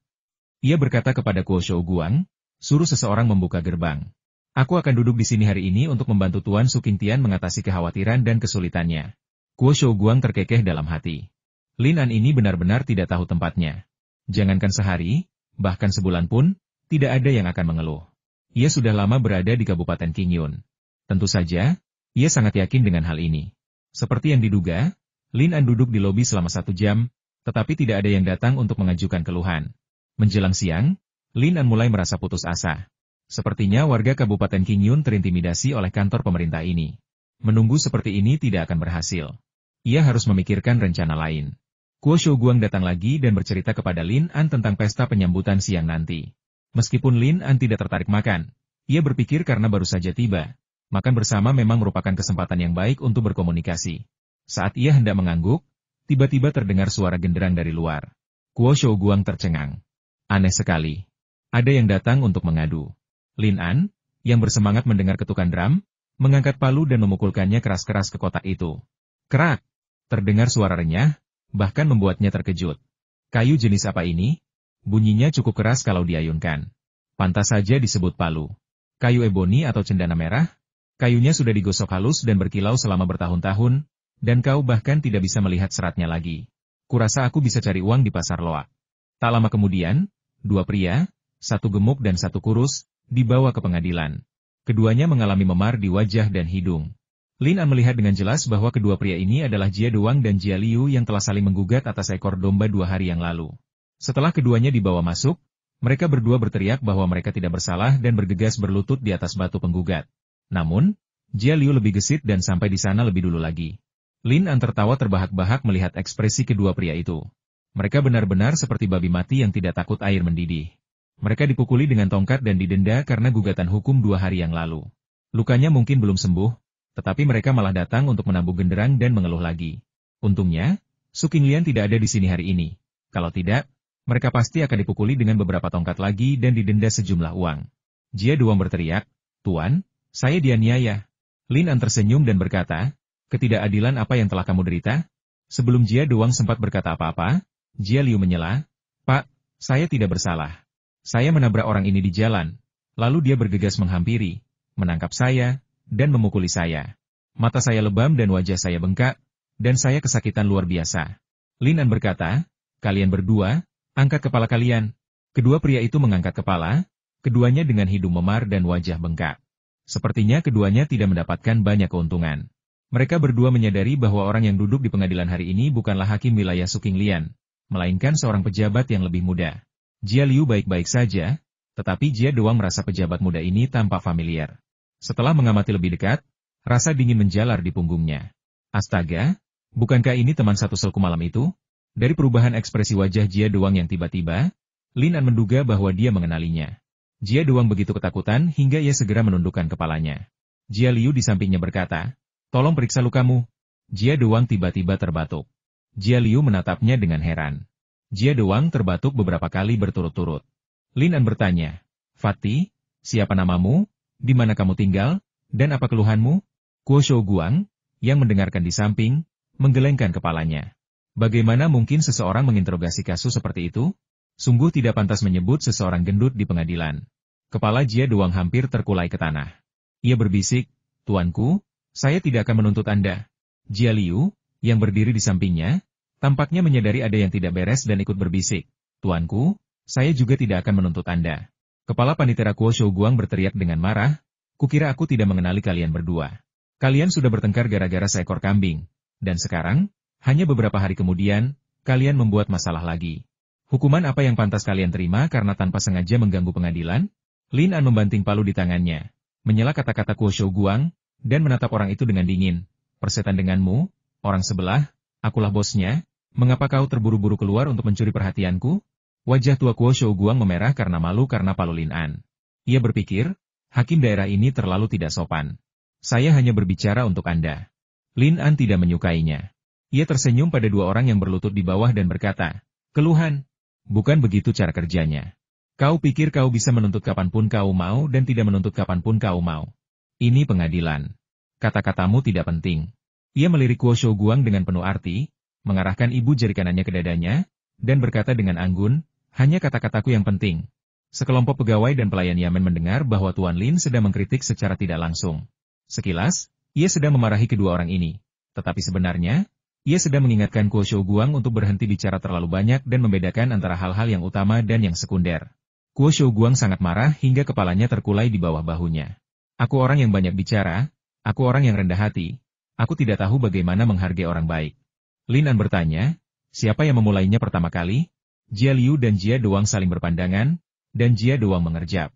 Interaksi halus di antara mereka tak terelakkan dari tatapan Lin An. Lin An sudah menebak sekitar 70% dari apa yang ia dengar dan lihat sebelumnya. Terakhir kali mereka berdua menuntut seekor domba hanyalah sandiwara.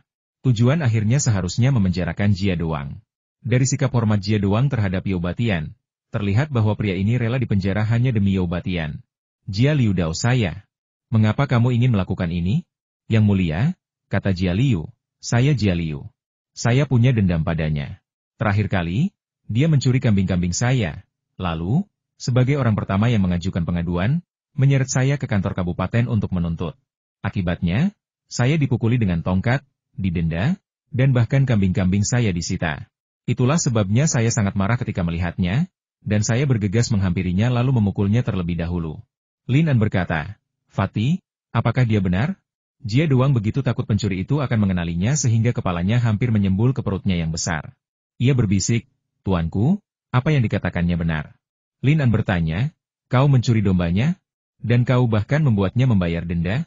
Jia Doang berkata Lin An berkata, kemarilah, tangkap pria gemuk ini dan masukkan dia ke penjara. Jia Liu tidak bersalah, jadi dia harus segera dibebaskan dan kambing itu harus dikembalikan kepadanya. Kepala Jia Doang semakin tertunduk, dan Jia Liu segera bersujud Tuan Besar. Anda benar-benar Tuan Besar. Lin An melirik Guo Shouguang yang berdiri di sampingnya. Wajahnya memerah karena menahan kata-katanya. Ia tampak ingin mengatakan sesuatu, tetapi ia urungkan niatnya karena ceramah yang baru saja diberikan Lin An. Lin An bertanya, ada apa denganmu? Apa kau sedang terburu-buru buang air kecil? Wajah Guo Shouguang memerah karena malu. Mendengar ini, para pegawai dan pelayan tak kuasa menahan diri dan tertawa terbahak-bahak. Tiba-tiba seluruh ruangan dipenuhi tawa. Wajah Guo Shouguang memerah sampai ke lehernya. Lalu dia melangkah maju dan berbisik di telinga Lin An. Tuan, kambing itu sudah pergi. Lin An berkedip apa? Guo Shouguang berbisik lagi, kambing itu hilang karena tidak dirawat dengan baik. Faktanya, pada hari kambing itu disita, Su Qinglian meminta seseorang untuk menyiapkan 1 porsi kambing utuh, dan Guo Shouguang, sebagai kepala juru tulis, juga mendapat bagian. Lin An mencibir dalam hati, takut kambing itu telah nyasar ke perut salah satu dari kalian. Ia tidak menunjukkannya, tetapi mengangkat palu di tangannya dan memukul lagi Jia Liu. Kau baru saja bilang kau yang pertama memukulnya hari ini? Dengan baik, Lin An berkata, kau membuat onar di jalan dan memancing pertengkaran.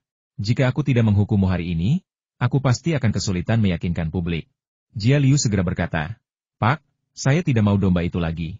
Tolong jangan pukul saya dengan tongkat itu. Lin An berkata, tangkap mereka, cambuk masing-masing 10 kali, lalu bawa mereka keluar. Tak lama kemudian, keputusan berubah. Di tengah serangkaian teriakan ketidakadilan, keduanya diseret keluar satu demi satu. Lin An melirik ke arah Murong Feiyan dan mendapati senyum tipis di bibirnya, seolah-olah ia sangat puas dengan penampilannya sejauh ini. Lin An merasa senang. Pasti ada yang mencurigakan dari 2 gemuk dan kurus ini. Mereka pikir siapapun bisa masuk begitu saja ke kantor pemerintah. Penjara ini bukan tempat yang bisa kau duduki sesuka hati. Guo Shouguang menyeka keringat di dahinya dan hendak membujuk Lin An untuk meninggalkan pengadilan untuk makan malam ketika tiba-tiba terdengar suara tabuhan drum yang cepat di luar pintu. Bukan hanya dia, tetapi semua panitera terkejut. Apa yang sebenarnya terjadi hari ini? Selama 6 bulan, tak seorang pun menabuh drum untuk memprotes keluhan mereka. Dan sekarang setelah hakim daerah datang, satu demi satu. Lin An berteriak, siapa yang menabuh genderang untuk mengeluh? Para pelayan Yamen di bawah sudah datang untuk melapor. Tuan Hu, orang yang menabuh genderang protes itu adalah Wan Tingchang, putra tertua keluarga Wan. Lin An diam-diam gembira mendengarnya. Rasanya seperti mencari sesuatu, tetapi mudah ditemukan. Aku bahkan belum datang kepadamu, dan kamu sudah datang kepadaku. Aku ingin melihat apa yang bisa kamu, Wan Tingchang, lakukan dengan sebidang tanah kecilku. Dengan pikiran ini, ia membanting palu dan berteriak, lewatkan. Ia tiba-tiba menyadari bahwa memukul palu memang membuat ketagihan. Ia segera menemukan alasannya kecanduan itu adalah pada kekuasaan. Palu hanyalah sebuah simbol. Wan Tingchang, putra sulung keluarga Wan, berjalan dengan angkuh memasuki ruang sidang, diapit 2 pelayan. Ia menggenggam kipas lipat dan melangkah dengan langkah gontai. Orang biasa tidak akan berani bersikap begitu mencolok di pengadilan, tetapi keluarga Wan berbeda. Mereka bahkan tidak menganggap serius hakim wilayah Su Qinglian, apalagi hakim wilayah yang baru diangkat. Wan Tingchang tiba di aula utama. Penglihatannya kurang baik, jadi ia mendongak ke arah orang di aula. Dari bayangan, ia tahu itu bukan Su Qinglian, tetapi ia tidak bisa mengenali wajahnya. Ia hanya membungkuk dan berkata, mahasiswa Wan Tingchang memberi hormat kepada hakim wilayah. Lin An mengangkat palu di tangannya dan membantingnya, lalu berkata dengan dingin, siapa orang di aula ini? Mengapa kau tidak berlutut di hadapanku? Wan Tincang merasa suara itu familiar, tetapi ia tidak mau mengaitkan hakim daerah ini dengan ahli nujum yang mempermainkannya. Ia berkata dengan bangga, saya seorang cendekiawan, dengan reputasi yang baik. Hukum akan tertulis dengan jelas. Cendekiawan tidak diwajibkan berlutut di pengadilan. Lin An melirik Guo Shouguang, yang mengangguk. Ini membuktikan bahwa aturan ini memang ada. Lin An mengumpat dalam hati, berpikir bahwa bahkan orang seperti Wan Tincang pun bisa menjadi sarjana. Jadi sepertinya kualifikasi akademik Dakan juga sangat buruk. Wan Tincang sangat bangga, merasa telah memenangkan pertarungan. Bahkan dua pelayan di belakangnya pun penuh kesombongan. Mereka berdiri di sana tanpa berniat berlutut. Lin An bertanya, apakah Anda di sini untuk mengajukan keluhan? Wan Tincang mengangguk, ekspresinya tetap arogan seperti biasa. Sejujurnya, dia benar-benar tidak menganggap serius pejabat manapun di Kabupaten Qingyun. Lin An berkata, berdiri di batu penggugat. Wan Tincang tertegun, bertanya-tanya apakah hakim wilayah yang baru itu tidak tahu siapa dirinya. Mengapa ia bersikap begitu kasar? Ia mendengus dingin, berjalan ke batu penggugat, dan menatap Lin An. Penglihatannya yang buruk menjadi masalah, ia tidak bisa melihat wajah Lin An dengan jelas.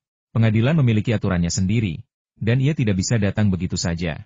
Ia hanya bisa mempertahankan rasa misteri tentang hakim wilayah itu. Lin An berkata dengan dingin, Wan Tincang, apa keluhanmu? Siapa yang ingin kau tuntut? Wan Tincang berkata, saya ingin menuntut Liu Kuohai, manajer muda Hui Chuntang. Dia arogan dan tidak masuk akal. Dia kejam dan tiran. Dia mengandalkan kekuatan fisiknya untuk membuat masalah di depan pintu rumah saya, melukai para pelayan saya, mengganggu kedamaian dan ketenangan keluarga saya, dan merusak reputasi keluarga saya. Lin An bertanya, di mana Liu Kuohai sekarang? Kepala Panitera Guo Shouguang berdiri dan berkata, Yang Mulia, Liu Kuohai telah ditangkap karena membuat keributan. Saat ini ia ditahan sambil menunggu persidangan. Lin An berkata, bawa Liu Kuohai kepadaku. Aku ingin menghakimi masalah ini secara langsung. Guo Shouguang tak punya pilihan selain menghampiri Lin An tanpa malu-malu dan berbisik di telinganya. Tuan Hu, Tuan Su berkata bahwa kasus ini harus disidangkan secara langsung sekembalinya beliau.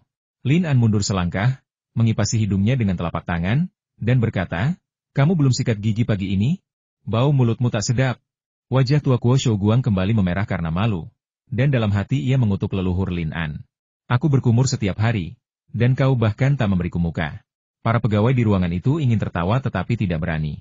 Mereka hanya merasa bahwa hakim daerah ini tidak mudah bergaul. Pada hari pertama menjabat, ia telah mempermalukan kepala pegawai dan jelas-jelas mengincarnya di mana-mana. Mungkinkah mereka berdua saling dendam? Lin An berkata, Tuan Su begitu sibuk dan bekerja keras setiap hari. Bagaimana mungkin aku tega membiarkannya menderita begitu banyak? Istana mengirimku ke Qingyun untuk membantu Tuan Su mengatasi kekhawatiran dan kesulitannya. Guo Shouguang berpikir, siapa yang coba kau tipu? Kau hanya ingin merebut kekuasaan, kan? Lagi pula, kau masih muda. Kau baru saja tiba dan sudah memamerkan bakatmu. Sekilas saja kau sudah tahu kau tidak mengerti dunia. Kau hanya akan tersungkur. Setelah Lin An selesai diinterogasi, para Yamen di kedua sisi terdiam cukup lama. Mereka masing-masing diam-diam menatap Guo Shouguang, jelas menunggu Guo Shouguang mengambil keputusan. Lin An baru saja tiba, dan meskipun ia memiliki wewenang sebagai hakim daerah, ia tetap tidak memiliki wibawa di hati para pegawai dan Yamen. Terlebih lagi, kepala Kabupaten Qingyun masih dijabat oleh hakim daerah Suking Lian, jadi bukan giliran Lin An yang bertanggung jawab. Lin An mengangkat palu dan membantingnya lagi bawa Liu Kuohai ke hadapanku. Guo Shouguang diam-diam mengedipkan mata pada sekelompok pelayan Yamen. Ia menyadari bahwa Lin An datang dengan kekuatan besar hari ini dan tidak akan mudah menyerah kecuali ia membuat keributan. Seperti kata pepatah, seorang pejabat baru memulai dengan 3 api. Lin An terlalu tidak sabaran. Nak, kau akan segera tahu bahwa kau sedang mencari masalah. Baru setelah Guo Shouguang memberi perintah, rombongan Yamen mulai bergerak. Tak lama kemudian, Liu Kuohai dibawa. Anak laki-laki itu berambut acak-acakan dan berpakaian compang-camping, tetapi tidak ada bekas luka di tubuhnya. Ia datang ke lobi dan memelototi Wan Tincang dengan mata penuh amarah, seolah-olah sedang menghadapi musuh dengan tatapan mata yang sangat cemburu. Ia membuka mulutnya lebar-lebar dan meraung ke arah Wan Tincang seperti binatang buas.